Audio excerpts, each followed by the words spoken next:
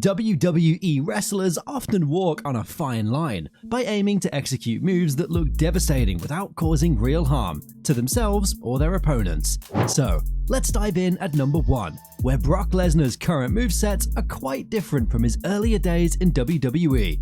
This was very noticeable at WrestleMania 19, where Lesnar and Kurt Angle delivered a highly physical and intense match.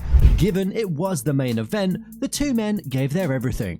During this match, Lesnar went for a move he'd never attempted before, the Shooting Star Press. After executing the Shooting Star Press, Lesnar landed awkwardly on his neck and blacked out for a few seconds. Angle was really scared at that time as he thought Brock wouldn't get up after he crashed the landing. Fortunately, the move wasn't fatal, as he continued to wrestle and went on to win the WWE Championship. But Lesnar suffered a concussion and came close to breaking his neck. Certainly, high maneuver moves aren't for Lesnar. Since then, Lesnar has never attempted the move again. Over his 3-decade-long career, The Undertaker faced various minor and major injury issues. However, one alarming incident occurred at the 2010 Elimination Chamber. Taker was defending the World Heavyweight Championship inside the chamber, but his entrance had a rocky start. The signature fire pyro went off directly on him, causing the dead man to suffer second-degree burns. Despite the burns, he continued with the match and was seen pouring water on his chest to cool it down. Another time, the dead man broke his nose during a match against Rey Mysterio. Rey was supposed to land on Taker's chest, but accidentally landed on his face. Undertaker even admitted to having vision problems due to this injury. Despite having a legendary run in WCW and later TNA, Sting's WWE career never reached its full potential. His first appearance in WWE happened in the closing moments of Survivor Series 2014, and despite being booked strongly, Sting was surprisingly defeated by Triple H at WrestleMania 31. One thing you probably didn't know is a few months later, Sting returned to challenge Seth Rollins for the WWE World Heavyweight Championship. However, at Night of Champions 2015, Seth Rollins unintentionally injured Sting with a buckle bomb, causing damage to his neck. As a result, Sting's body went numb and he collapsed in the ring. And it would be this injury that led to Sting's retirement from in-ring action for the next few years. Vince McMahon tearing both his quads has become the stuff of comedic legends, but in all seriousness, it was still a horrific injury. It all began at the 2005 Royal Rumble match, where the final two competitors, Batista and John Cena, accidentally eliminated each other at the same time.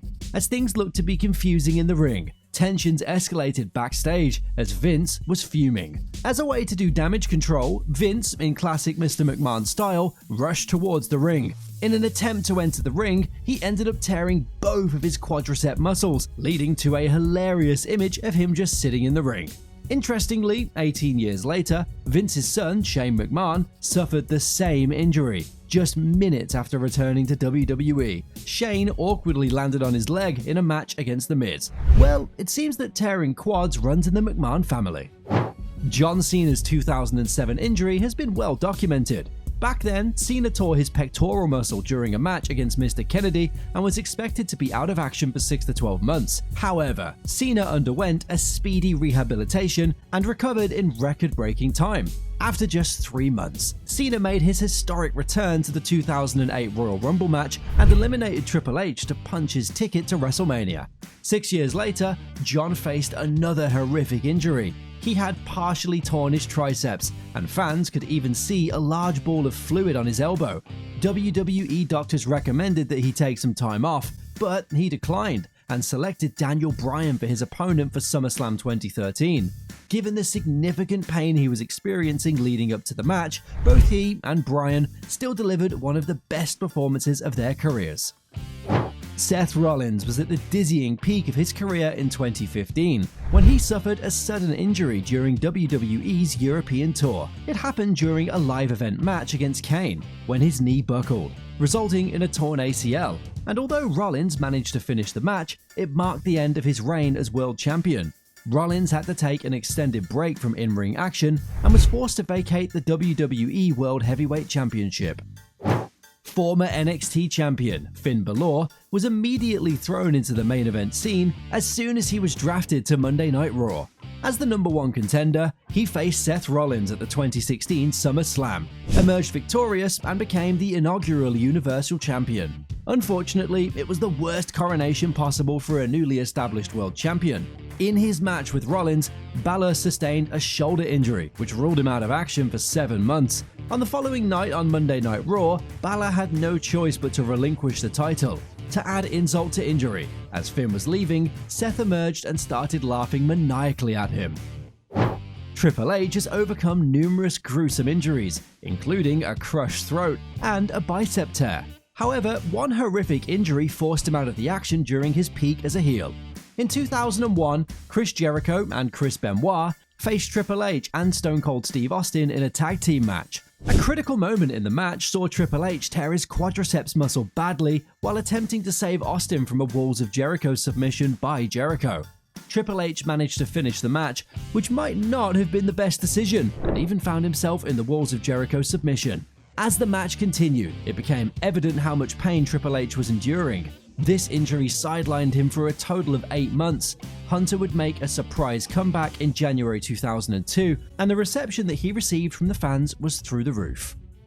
Neck injuries can be particularly devastating, and it even led Edge and Paige to retire for a number of years. Unfortunately, Big E broke his neck nearly 2 years ago in a SmackDown match when Ridge Holland executed a belly-to-belly suplex, causing Big E to land directly on his neck. The fact that it was on the floor made the situation worse. Although Big E has provided updates about his health, he's yet to return to action. Daniel Bryan left fans heartbroken for 2 consecutive years as he had to relinquish the WWE World Heavyweight and Intercontinental Championships. The disappointment began at WrestleMania 30, where Daniel Bryan's triumphant victory for the WWE World Heavyweight Championship was short-lived as he had to vacate the World Championship in just 2 weeks due to a neck injury and loss of feelings in his right arm. The saga continued at WrestleMania 31, where Daniel Bryan won the Intercontinental Championship in a ladder match. However, due to his persistent injuries, he couldn't defend the title on pay-per-view. Faced with the harsh reality of his physical condition, Bryan announced his retirement from wrestling. Even though he made a comeback to in-ring competition, it's intriguing to imagine what his career would have been if it hadn't been hindered by so many injuries. Mick Foley's list of injuries is so extensive that a whole book can be written about it. Before making his way to WWE, Mick's right ear was torn apart in a match against Vader in 1994. Foley's most famous injury occurred during one of the most iconic WWE matches ever. Who could forget the time Undertaker threw him from the top of the cell? Mick sustained almost every injury in the book, including being punctured by thumbtacks, suffering internal bleeding, bruising his ribs, dislocating his shoulder, and losing at least 1 tooth. Certainly a hardcore legend for a reason. Shawn Michaels' WWE career nearly came to an end when The Undertaker chokeslammed him on the coffin at the 1998 Royal Rumble. Despite grimacing his way through the immense pain he was suffering from, HBK and The Undertaker managed to put on an epic match, with Michaels retaining the championship. He ruptured discs in his spine and had major surgery to put plates in his spine. Even though this back injury took 4 years from Michaels' career, the time off turned out to be the best thing to happen to HBK. He came back in 2002 as a changed man, and went on to have legendary matches against Triple H, John Cena, and The Undertaker. Fans were left flabbergasted during that infamous moment when Cody Rhodes removed his jacket, revealing the extent of his torn pectoral injury. It all began on the Go Home episode of Hell in a Cell 2022, when Cody partially tore his right pectoral during a brawl with Seth Rollins. The minor injury was further aggravated when it completely tore off the bone while he was training for his match. Despite doctors advising him not to go ahead with the match, Cody refused and bravely went on ahead with his bout against Seth Rollins. Both he and Seth put on one of the best matches of their careers, but still, it was an uncomfortable match given Cody's injury. As a result, Cody was then sidelined from action for the next 7 months. Joey Mercury suffered one of the most gruesome injuries in the history of WWE. You remember this guy, right? Most didn't even realize that he used to be a wrestler. The incident happened at the 2006 Armageddon, when a ladder collided with his face. The impact resulted in significant bloodshed and a broken nose. The visual aftermath of the incident was intense, leaving a visible scar on Mercury's face. In a post-match interview with WWE.com, Mercury appeared and spoke clearly, but his face was busted up badly and with a lot of swelling. He mentioned that his nose was fractured in 4 different places, and nothing had even come close to the pain he was going through at that moment. Surprisingly, Mercury would return to the ring just a few weeks later. Steve Austin's injury is one of the most famous examples of a wrestler breaking their neck, which took place in a match against Owen Hart. This took place at SummerSlam in 1997 when a piledriver went wrong, leading to Austin being dropped directly on his head. Austin reportedly held a grudge against Owen for never apologizing to him. Austin's ex-wife revealed that Austin never forgave Hart for injuring him during their match, and this was a significant reason why he didn't attend Owen's funeral as well. Watch this video to check out some of the most emotional moments in WWE history.